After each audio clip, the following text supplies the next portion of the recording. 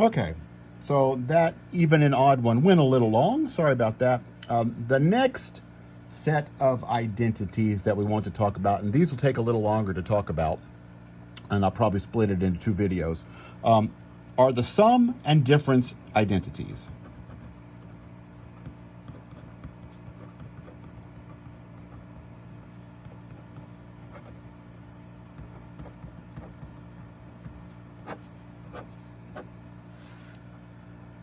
And before we start, let me tell you what I'm talking about. What if I want to find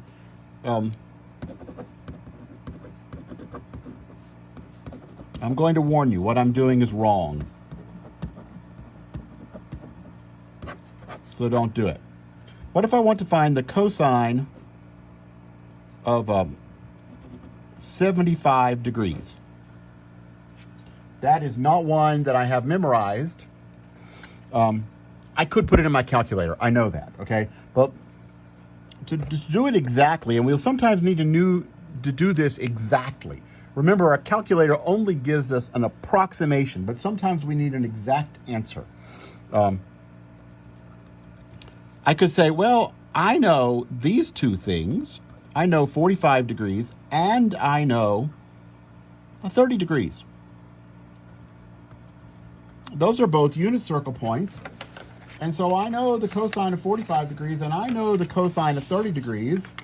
And so I might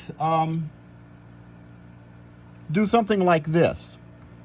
Wrong. This is wrong. Please, please, please realize this is wrong.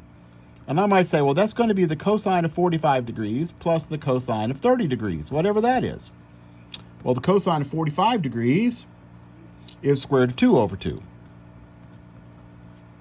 Cosine of 30 degrees is the square root of 3 over 2.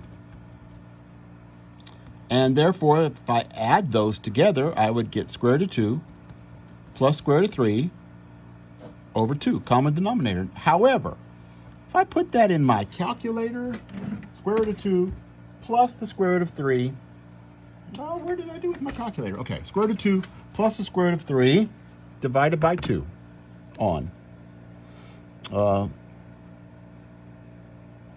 Square root of 3 plus square root of 2. Wrong. Great. Of 2 divided by 2. 1.5731. Which tells me something is wrong happening. Look, the x value of the point for 75 degrees, it says, right, if I look at the point, cosine's the x value is 1.57. 1.57, here's 1. 1.57 is way over here. There's nowhere, if that's 1 for x, 1.57, there's no point on the unit circle where the cosine ought to be 1. This gives me the entirely wrong answer. Clearly, that is not the rule for adding and dividing, some adding and subtracting. You can't just say the cosine of a plus b is the cosine of a plus the cosine of b. That doesn't work. What works is something way more complicated, I'm afraid. But I'm going to try eventually, in a little while, probably in the next video, to show you a way to remember these things. Your book, and I'm going to stick with the notation in the textbook. If I want to find the cosine of two angles, the cosine of alpha plus beta. They use alpha and beta for the two angles. And this is, by the way, on page 771. And your book actually goes through how to find this.